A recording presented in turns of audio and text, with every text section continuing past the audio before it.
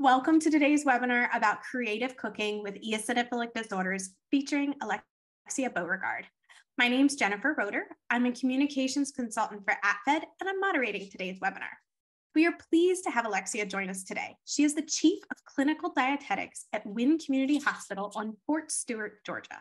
Plus, she is a faculty member of the Ellen Satter Institute and sits on the Medical Advisory Board of the APFED Foundation. Alexia's main goal for her clients is to help them find joy in food and thereby improve their quality of life. And today, she's going to share tips for eating on a limited diet, such as a result of eosinophilic disorders, including how to read ingredient labels. Welcome, Alexia. Thank you all. So glad to be here. Thank you to APFED for giving us this opportunity to come together today to talk about joy and happiness in the kitchen. Just wanted to let you know, as mentioned in the intro, that this is a general presentation. And of course, we may be discussing foods that cannot be included in your eating pattern. So please make sure that you are always talking to your dietitian, to your care team about what foods can be included in your eating pattern or in your child's eating pattern. Just a couple of disclosures. As mentioned in the intro, I do sit on the Medical Advisory Board. I have received some honorariums. Also just wanted to let you know that I am an employee of the Defense Health Agency, but this presentation does not represent any implicit or explicit government endorsement. I'm here on my own time and not as a representative of the federal government.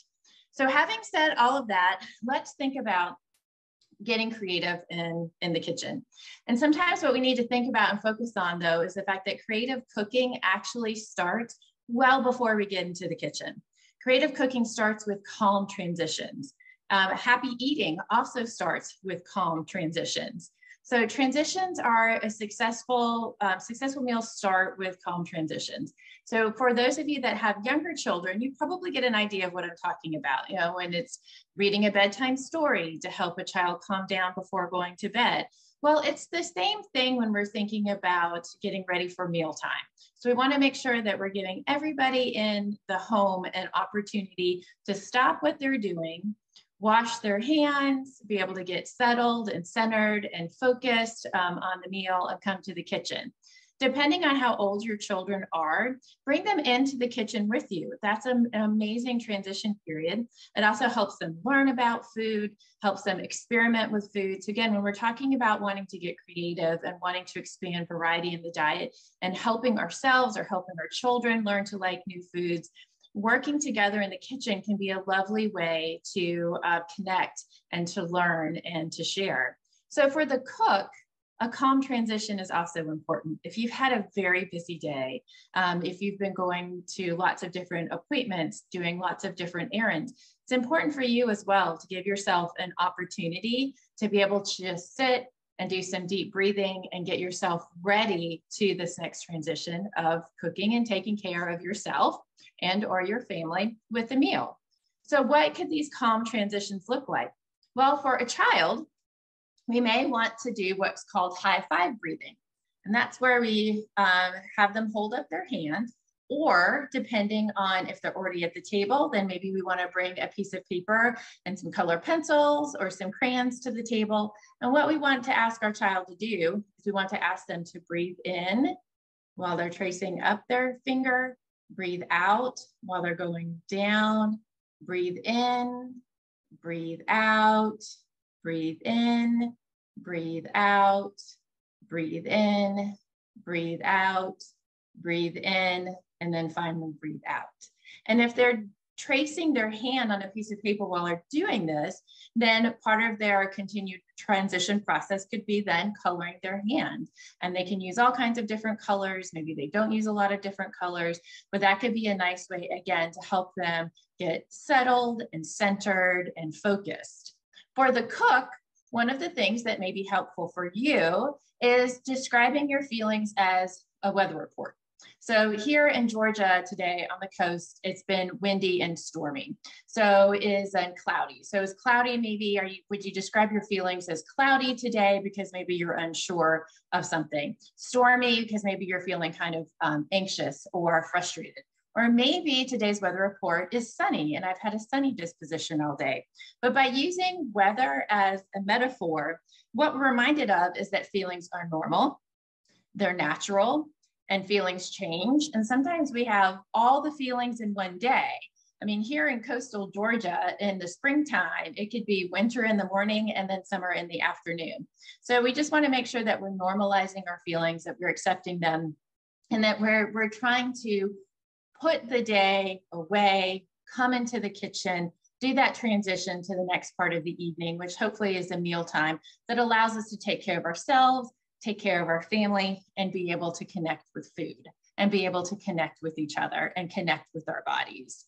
So when we're getting started with meals and when we're thinking about creativity, it's really important to think about protecting our energy and dividing up tasks over the course of the week, thinking about those recipes that take more time, thinking about those recipes that take less time. What do I have? What other obligations do I have in the evening? So we need to have a plan. And in order to be successful and creative with cooking, we need to have a plan to not cook every day. We need to protect our energy. We need to protect our creativity. So have your plan to not cook every day. And that could look like leftover night. It could look like a grab and dump night if we're making like a soup or a stew. Maybe we're making one pot meals. Those one pot meals are a great way to cook veggies that are maybe getting a little past, a little too old to maybe put in a salad and eat raw, but they're still good enough to cook and to eat. And that way we won't have to worry about food waste. So think about how you can going to be able to preserve your energy and your creativity during the week. So having a plan is a good place to start. And then when we're thinking about, again, creativity and meals, it's good to remember to take pressure off yourself.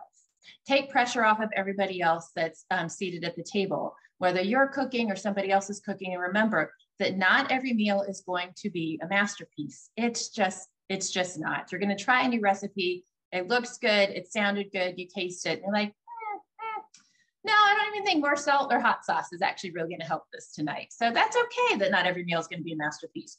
But there needs to be something on the plate that everybody finds rewarding and everybody finds satisfying. When we're talking about wanting to have successful meal times, creative meal times, if our meals are rewarding, if they are satisfying, if they're emotionally very pleasing for us, again, that helps fuel our passion. It helps our children want to learn more about food. It helps us as the cook maybe want to try new things. So if every meal is just kind of bleh, why would we want to explore more? If your main dish is kind of boring, what else can be on that plate to make that meal more enjoyable? Is it going to be something like a dessert? Is it going to be some sauces or spreads? Is it going to be something like popcorn or Oreos, if Oreos are able to be included in your dietary pattern? So again, if we have a kind of a boring main dish, what else can be on that plate so it can be fun and exciting so that mealtime can be rewarding? Remember, it's okay that meals can be just good enough. Some days, it's about getting through all the things that we need to do during the day. It's about feeding our children, feeding ourselves, getting everybody to bed mostly clean and on time. And that's a good day if you're able to do that. And then also we have to keep in mind too what our moods are, what our child's moods are, depending on how many children that we have.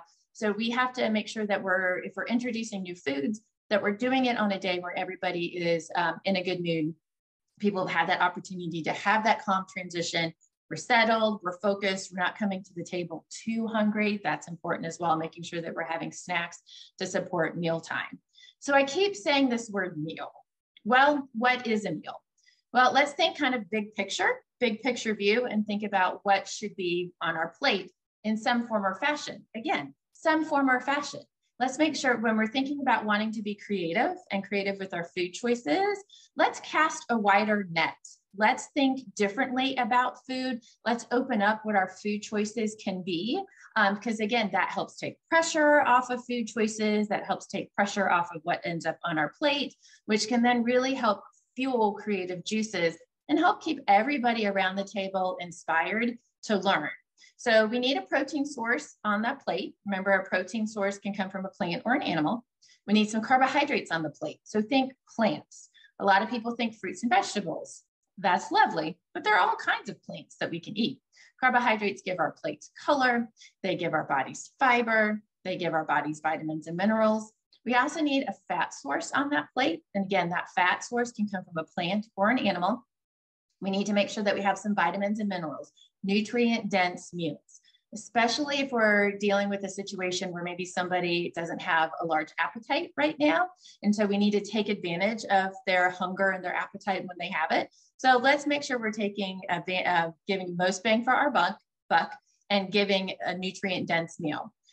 Rather than thinking about variety at every meal, and I must have a certain number of foods on this plate, again, because if you're always cooking to the food rules, if you're always trying to check off certain boxes about grams of this or milligrams of that, how can you be creative? It's kind of hard.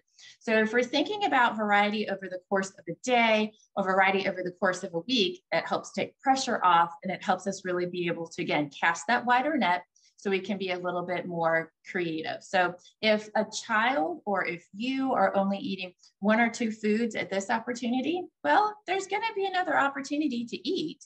And you may be eating different foods, or your child may be eating different foods at that next mealtime or at that next snack time. So, and putting some of these foods in this form or fashion is a good thing.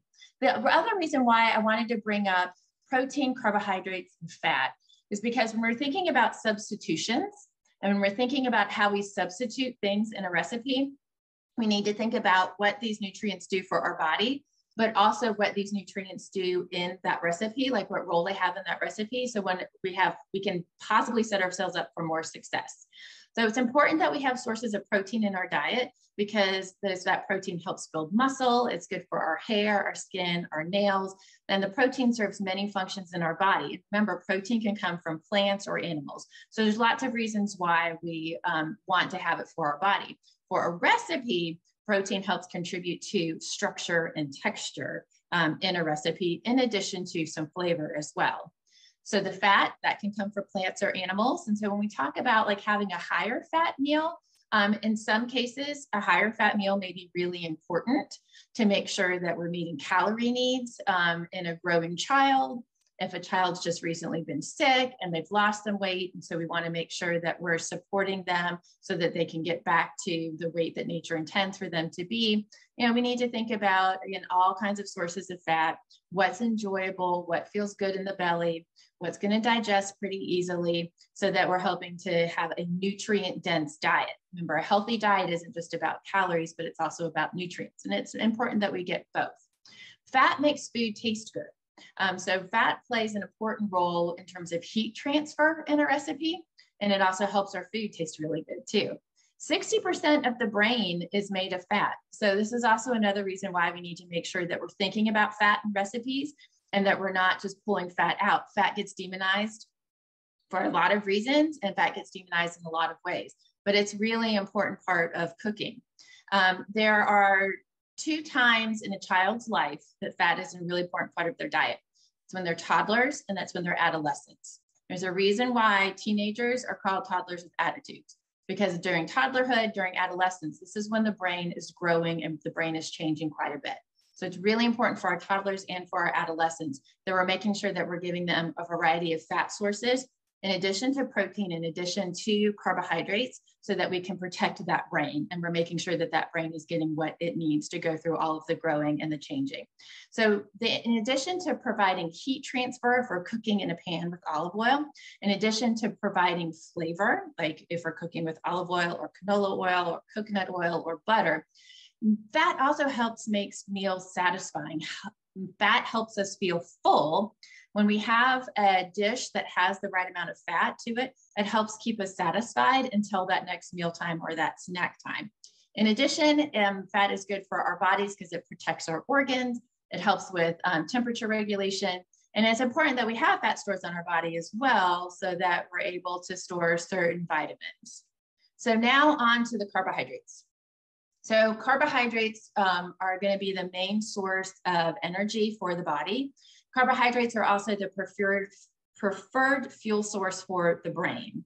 And if we're thinking about wanting to grow muscle, We're wanting to make sure that we're building muscle or rebuilding muscle if there's been muscle loss. Then we need to make sure that we're giving our bodies plenty of carbohydrates so that the protein can be used for other purposes. So in a recipe, and carbohydrates are going to give our bodies fiber. They're going to give our bodies vitamins and minerals. So if there's certain carbohydrates that you can't eat, for example, wheat, then when we're thinking about alternatives, we need to think about structure. We need to think about fiber and those vitamins and minerals. So are there other ingredients that we're going to have to add to a recipe to make sure that we are getting fiber, that we are getting some of those added vitamins and minerals? So these are just some things to think about when we're doing substitutions, again, to make sure that we have a nutrient-dense meal. And when you think carbohydrates, just think plants. And if you think about eating a wide variety of plants, then that's achieving nutritional adequacy in the diet. And then we also want to think about cow's milk as an opportunity for carbohydrates as well. Okay, so I don't normally like to give a lot of prescriptive recommendations in terms of like how much to eat. Again, just because there's already so much pressure on food. There's a lot of pressure on growth, a lot of pressure on body shape, a lot of pressure on parents. You get the idea, there's pressure. And of course there is, because we're talking about a limited diet and limited variety. So I wanted to include this chart just so that we can bring some awareness, so that depending on what your calorie needs are, it actually may be easier than you think to be able to meet the recommendation for certain food groups to help work towards nutritional adequacy in your diet. Always listen to hunger cues, always listen to your appetite. You know, sometimes we lose creativity, again, because we're just trying to tick boxes and we're just trying to cook to the food rules, and we're not really letting our appetite come forward. So keep this in mind, that depending on where you are right now and what you are able to do with your food, this may be a goal that you need to work towards in terms of maybe increasing intake of certain foods. That's okay. It's okay if you need to work towards those goals, but I'm hopeful that this chart is going to bring down maybe some of those barriers and maybe help you rethink some of these goals, and maybe make these goals seem a little bit more attainable for you if it's something that you're struggling with right now. So when we're talking about substitutions and substituting products, of course, we can't not talk about label reading. I get a lot of questions about how to read a food label on a regular basis. So I wanted to go to the FDA's website. I went to a couple of other websites just to see, you know, what information is out there, and just see what, if there's conflicting information. I didn't see any conflicting information out there. That doesn't mean that it doesn't exist, but when in doubt, you certainly can always go to the FDA's website and read information on what a food label is supposed to say. Certainly other patient advocacy organizations as well, like APFED, are going to have some lovely information on label reading. So on a food label, the law states that the common or usual name of the ingredient needs to be on the food label, such as buttermilk. The type of tree nut also needs to be delineated, needs to be identified. The species of fin fish has to be specific. It can't just say fish. Same thing goes with shellfish as well. The specific shellfish has to be on there. Now, if the food source is, for example, just lecithin, then if the ingredient just says lecithin, then that food source has to be in parentheses. If the ingredient just says flour, then it has to say what kind of flour. If we only have one milk protein in there, then of course, then it just needs to say that particular milk protein. And then of course that it's coming from cow's milk. So we should see that on the label, or we should see the list of ingredients. And then at the bottom of the label should say that contains statement. And it should be contains wheat or milk or sesame or egg. It shouldn't say the scientific name. It should say the common name, the name that is easily identifiable. Now, advisory statements are very tricky, very, very tricky. I get questions about advisory statements all the time, because what exactly do they mean? Well, the advisory statements may say they may contain the allergen, or that they're produced in a facility that also uses that particular allergen. Both of those advisory statements mean the same thing. One is not more severe than the other. One doesn't mean that there's a greater likelihood of cross-contamination or cross-contact than the other. So when you look at both advisory statements, look at them both and weight them equally in your mind. One product isn't safer than the other based on those advisory statements. These statements are not required by law and can be used by manufacturers when they're unavailable to avoid cross-contact.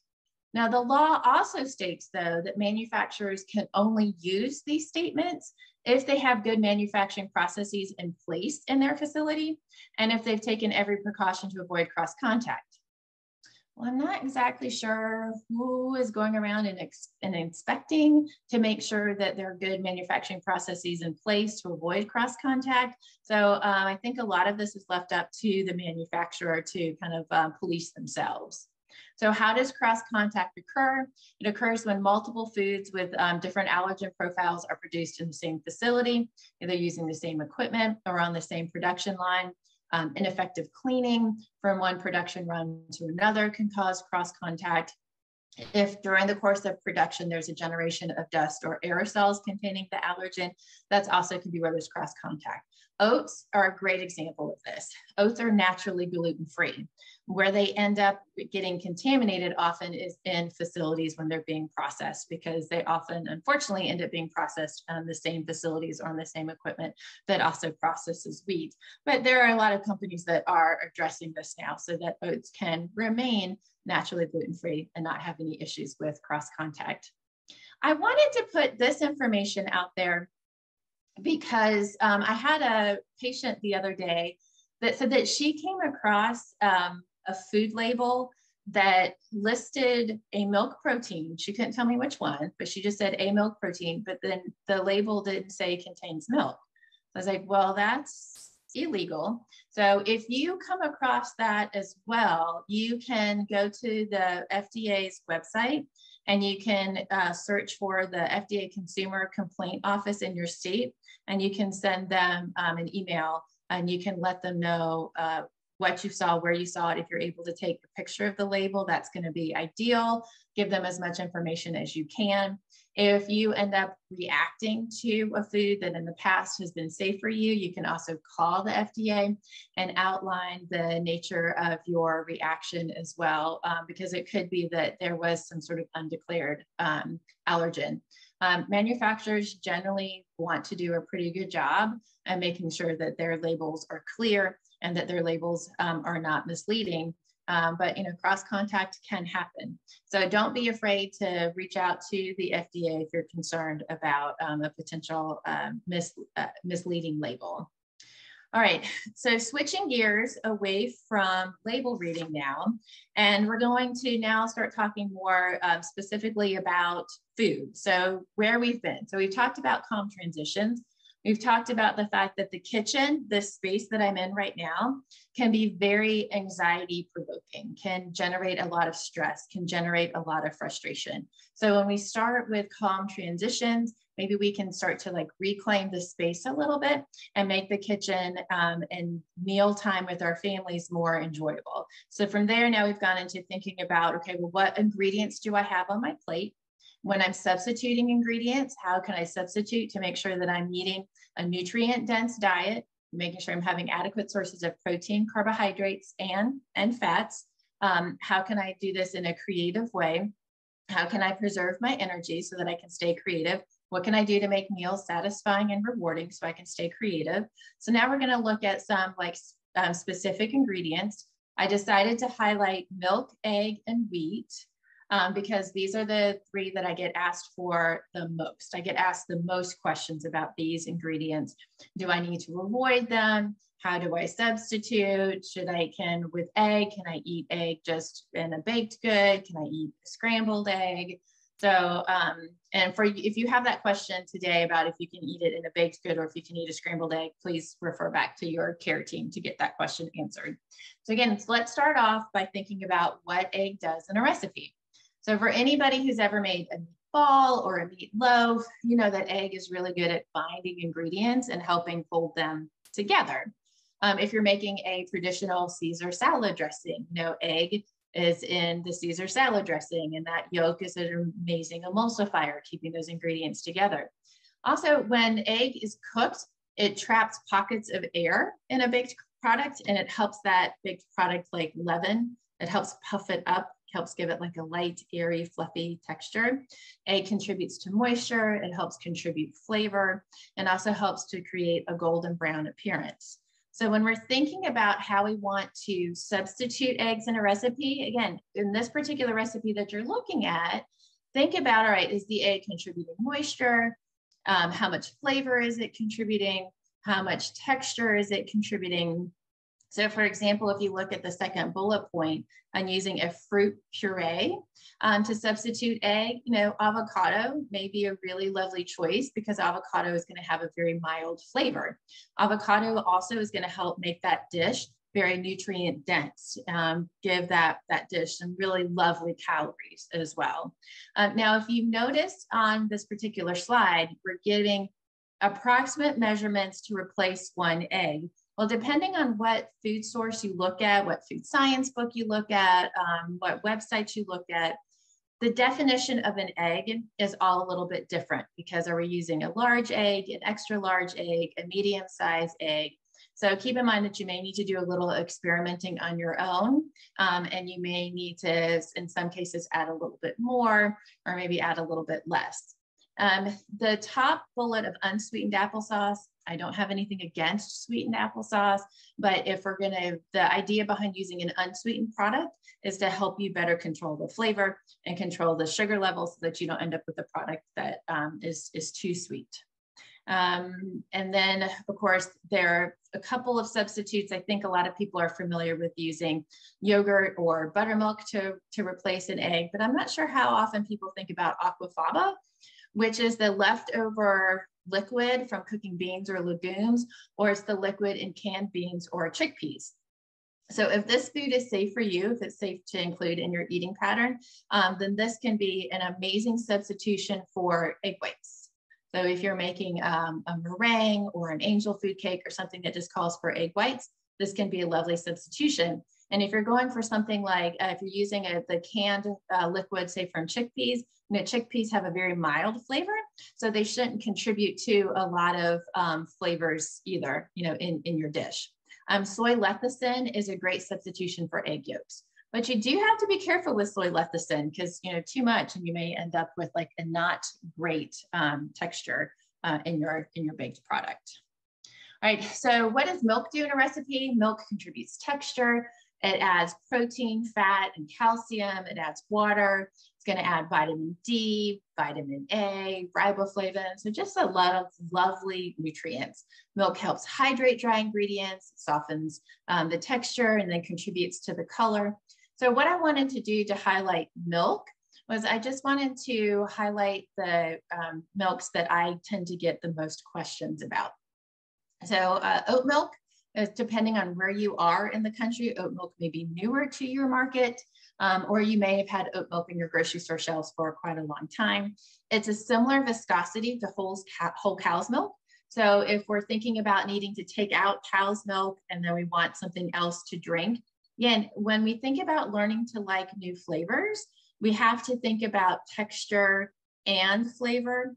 And so the viscosity, the similar texture of the oat milk may help really, that may be what somebody needs to help them learn to like a milk that's not from a cow.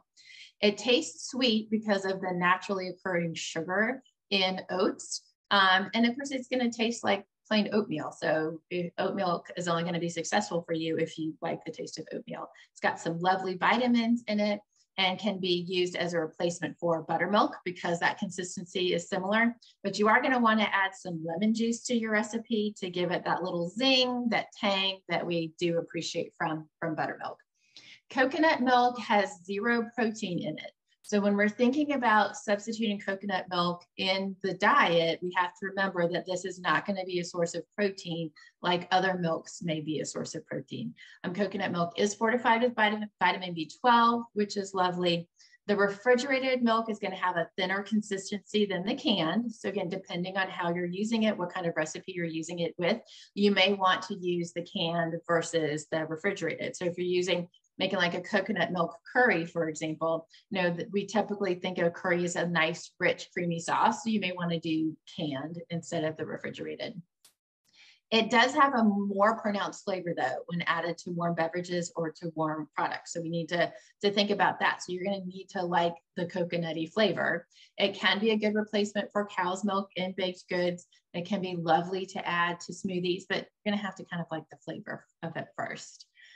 Soy milk has the highest protein content of plant-based milks. I know there's a lot of controversy and a lot of questions about soy milk and is soy milk safe. Always keep in mind that nutrition is not one size fits all, never has been, never will be. So at the end of the day, we always need to think about recommendations.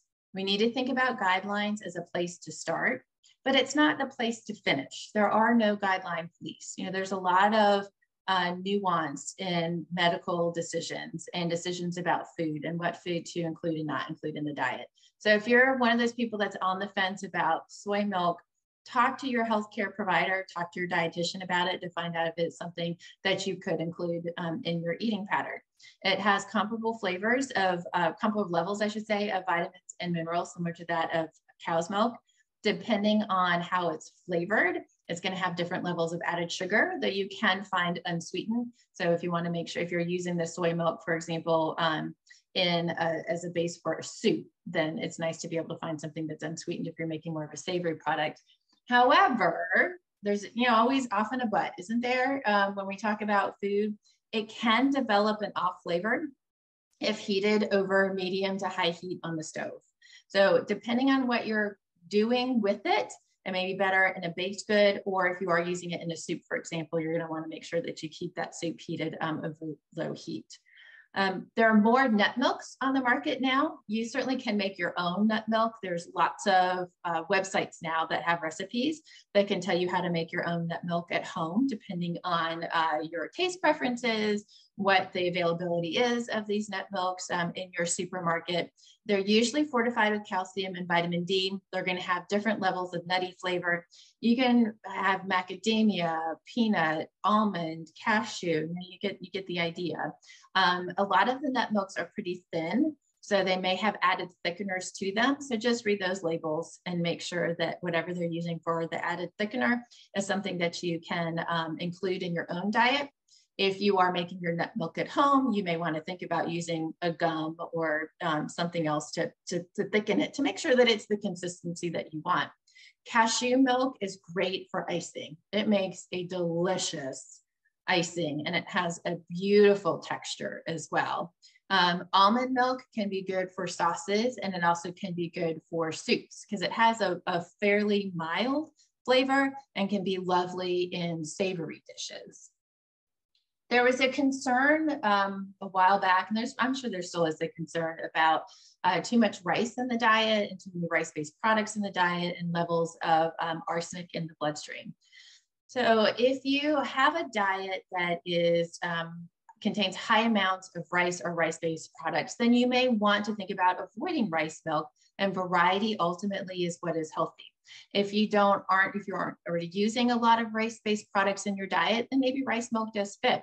Rice milk is great in baking. It has a thinner texture. So depending on the dish, you may need to add more flour, or you may need to add another egg because while it's going to be a good source of carbohydrates, it's not as good of a source of protein. So if we're replacing it in the diet, then we have to make sure that we're thinking about other sources of protein in the diet, because we're not going to be getting as much in that cup. And then in the baked dish, do we need to add something else to help with the protein content? If you are going to be using it in hot soups or hot beverages, you want to make sure that we're heating it on low as well, to prevent it from scalding and developing an off flavor. If pea protein is safe for you, maybe think about the pea protein milk.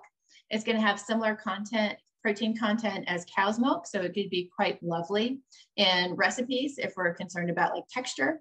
If we're replacing cow's milk generally in the diet, and cow's milk was an important protein source, then pea protein milk, if it's safe for you, may be a good option. It has a higher calcium content, also contains some omega-3s. So got some lovely nutrients in milk. And then finally, let's talk about wheat. You know, it is easier to be on a gluten-free diet these days, but by no means is it easy. So we have to think about that. Wheat is the backbone of most baked goods. It's about 70% starch. It helps form the physical structure, which is why gluten-free products don't tend to raise as much. They're not leavened as much as a baked product that's containing gluten. So that's why they tend to be like a little bit denser. So we just have to keep that in mind when we're thinking about those substitutions. When we are looking for wheat alternatives, please make sure that you're looking for fortified alternatives, because some wheat flour substitutes may be highly refined. And what that means is that during the process of taking that cereal or that grain and they're turning it and they're milling it, then they're turning it into flour. What's happening is there is a lot of the vitamins, a lot of the minerals that are in that flour are being pulled out. And sometimes that happens to make the product more shelf stable. So it's not going to go rancid. It's not going to develop an off flavor too quickly. So you want to look for ones that wheat substitutes that have been fortified, meaning that those nutrients have been added back in. So again, we're achieving nutrient density in our diet. Wheat alternatives are going to have different levels of starch depending on what kind of grain or starch you're using. Most of the time, that's not going to be a bad thing for baked goods.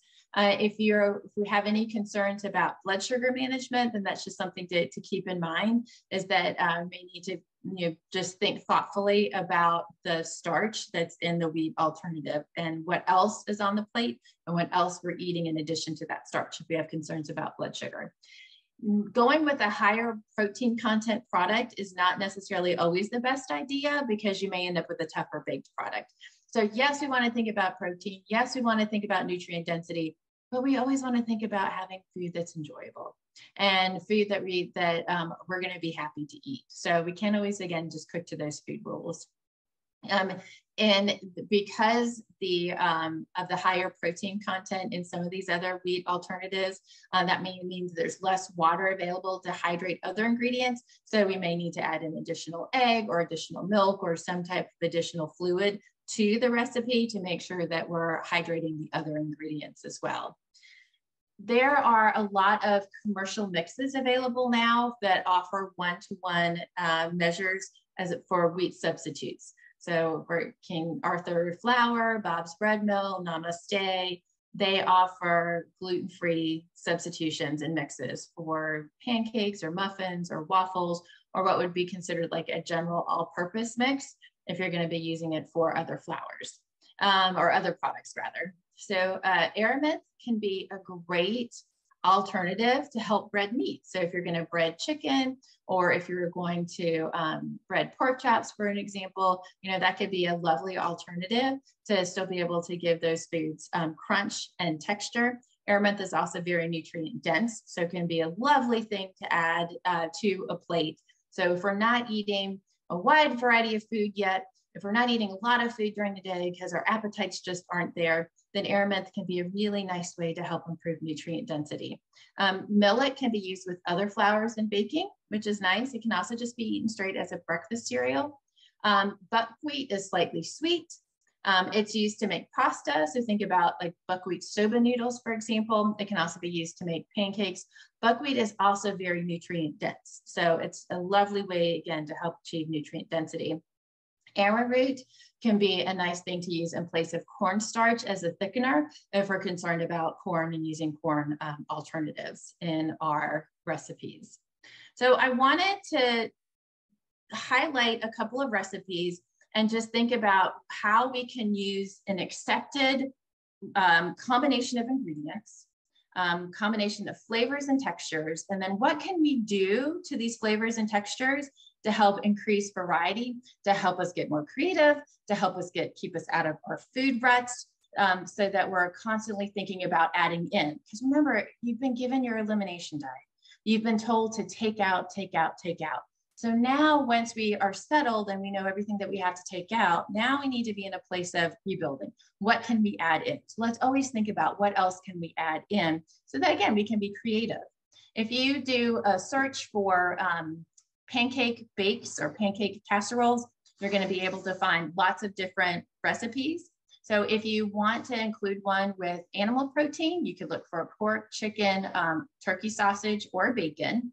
You could get a pre-made pancake mix from King Arthur's Flour or Bob's Red Mill or Namaste, or you can make your own. Depending on what kind of milk you need to use, you could use a cow's milk or some kind of plant-based milk. Do we need an egg or an egg substitute?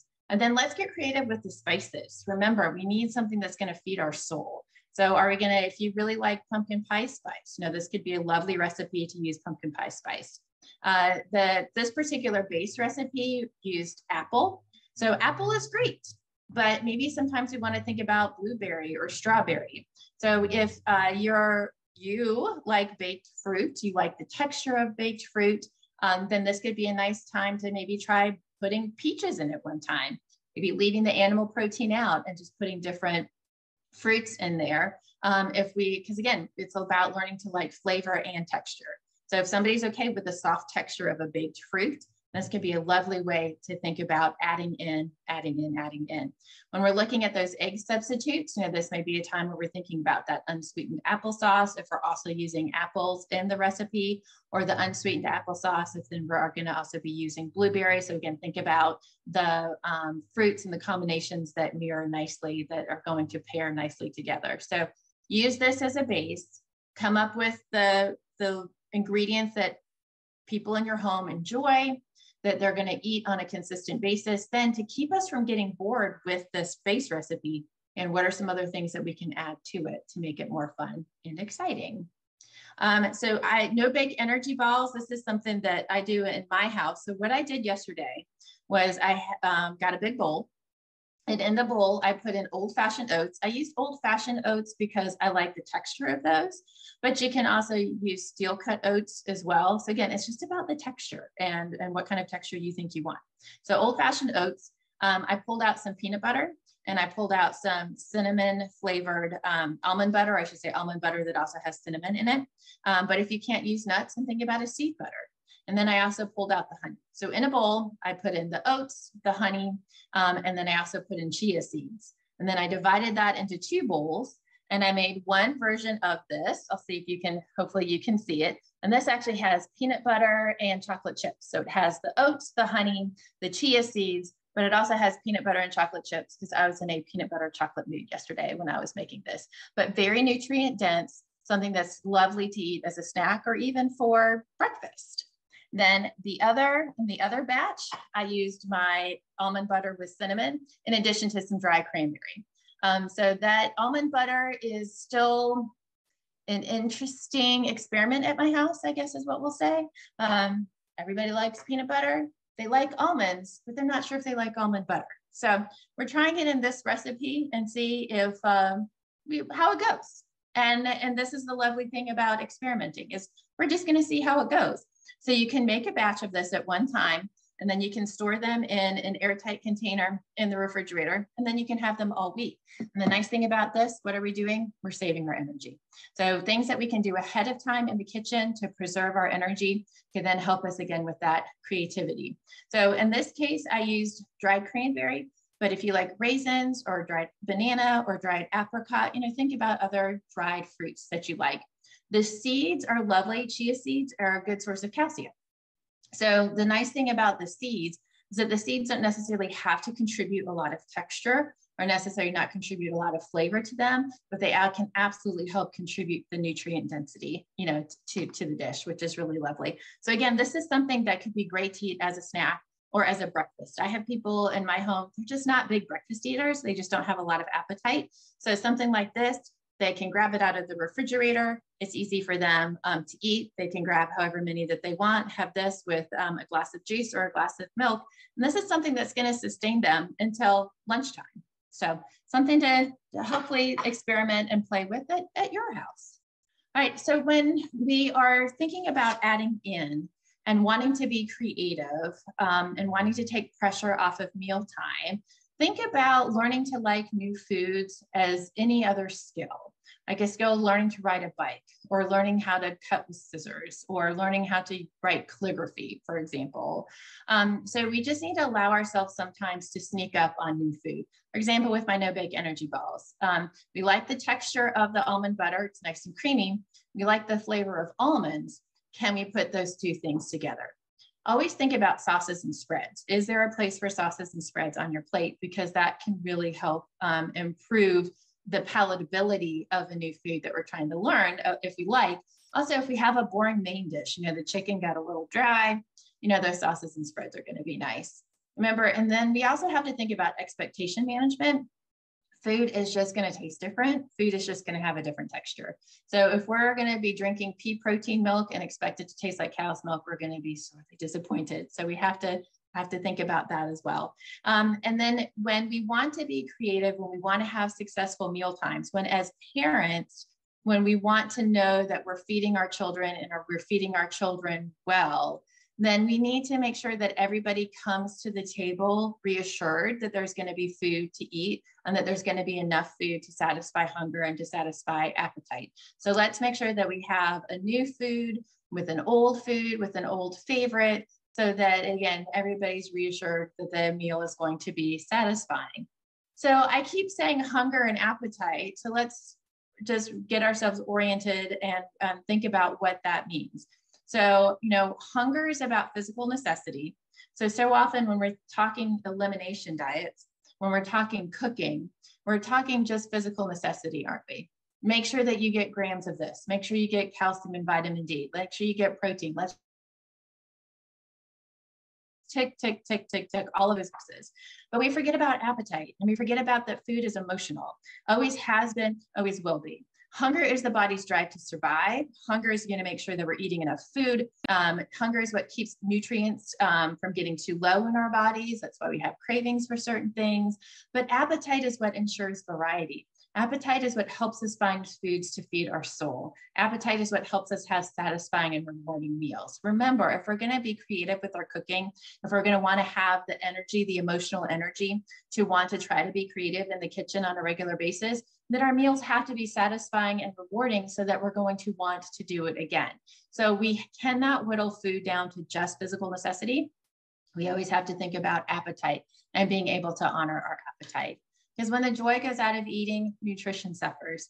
We need to make sure that we always enjoy our food to the best of our abilities, and keep in mind that, again, not every meal is going to be a masterpiece, and that's okay. But if we're able to enjoy our meals and be relaxed and settled and centered and focused more often than not, then we're going to do a pretty good job of feeding ourselves, feeding our children, and helping our children grow into adults who are going to be good eaters. And with that, again, I'd like to thank APFED for this opportunity to be here with all of you. And then I'll open it up to you for questions. Thank you so much for all that wonderful information. You've got me wanting to make energy balls. And I've made those a few times with my kids. And I'm like, oh, it's been a minute. So I think those are going to have to get added back into the rotation. Okay, good. So we've got some great questions coming in from people who are in attendance today. So the first question is, what is the best egg replacement? They said their son is allergic to nuts and egg. They're having trouble finding a good source to bake chocolate chip cookies and cake. They said they've tried flax and cake eggs, but they need something better. Okay, so the seeds may be a good option. And then also purees. So the fruit purees may be good. So I know that there are a lot of people that have been pretty successful using an avocado puree or even a pumpkin puree, because especially if you're using chocolate, make sure you're using a good quality chocolate that has a nice, good, robust chocolate flavor. So that's what you're tasting. And you're not tasting chocolate plus avocado or chocolate with pumpkin. So if you're gonna make chocolate and spend the extra money on buying the good quality chocolate, because it's also going to have a different level of fat from the cocoa powder, the cocoa solids. So when we have a higher fat content from the cocoa, that's also going to give us a better quality product, as well. So I know that there are a lot of people that really like to use the fruit purees. And then if you're going to use the chia seeds, what you're going to want to do is mix 1 tablespoon approximately with approximately 3 tablespoons water. And the chia seeds, I find, don't have a lot of flavor.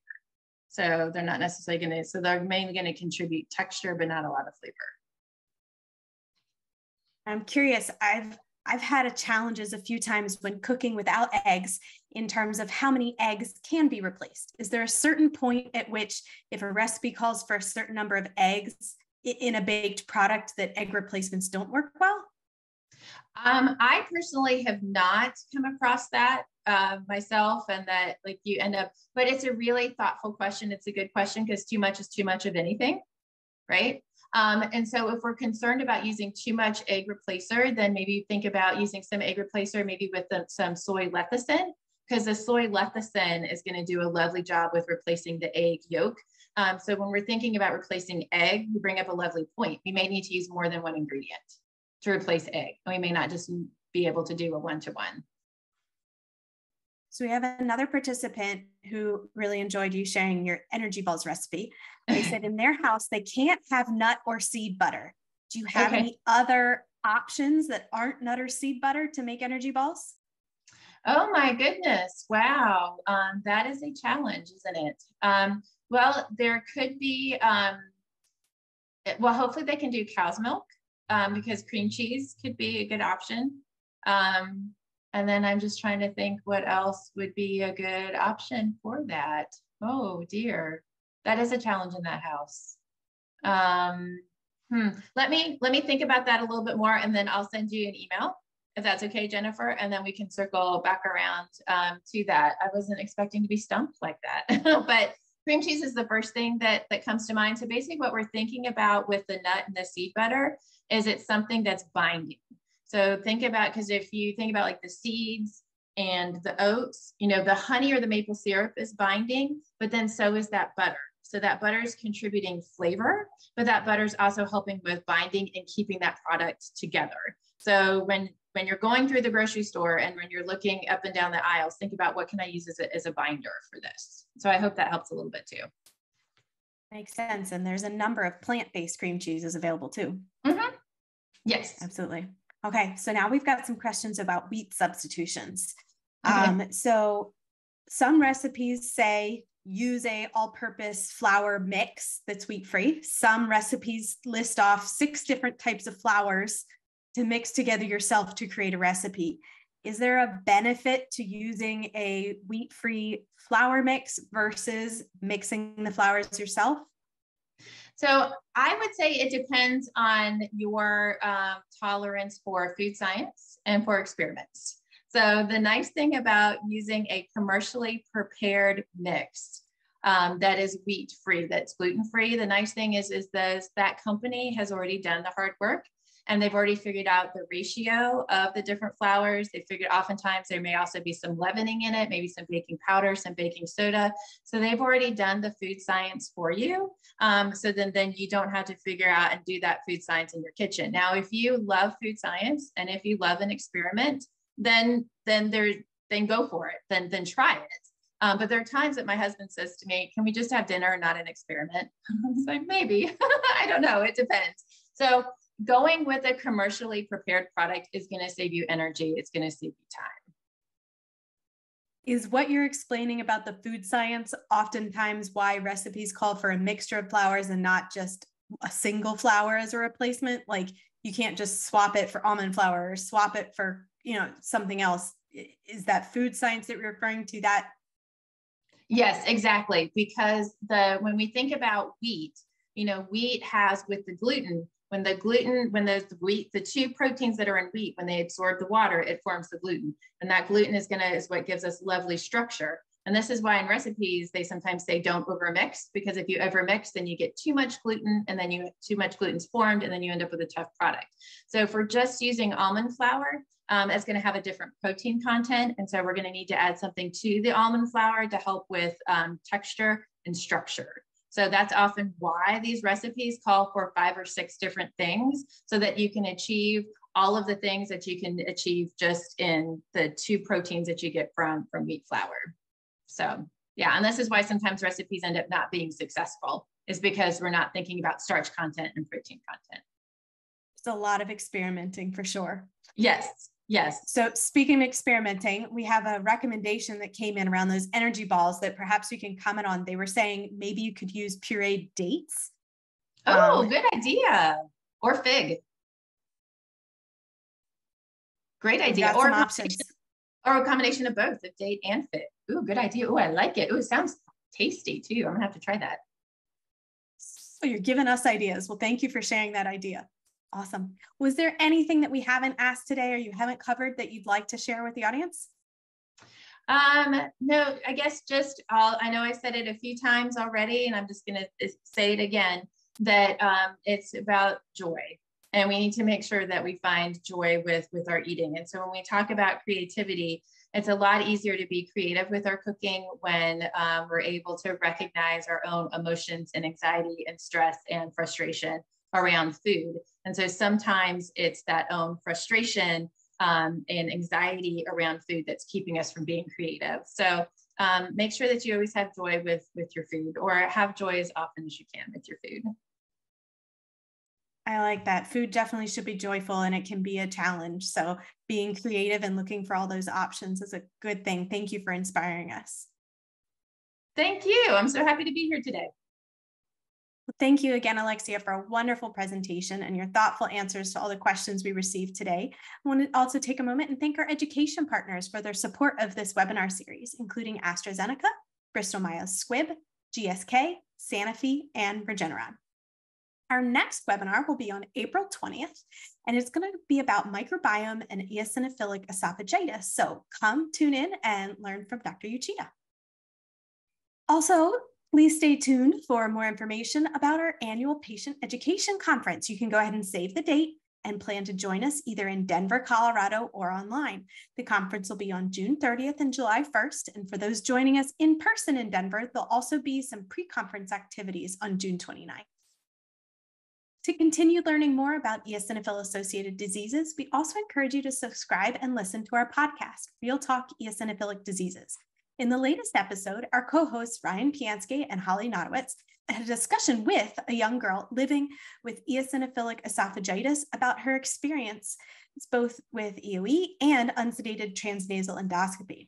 You can find the episodes at apfed.org/podcast, as well as on Apple Podcasts, Spotify, Audible, and more podcast subscription tools.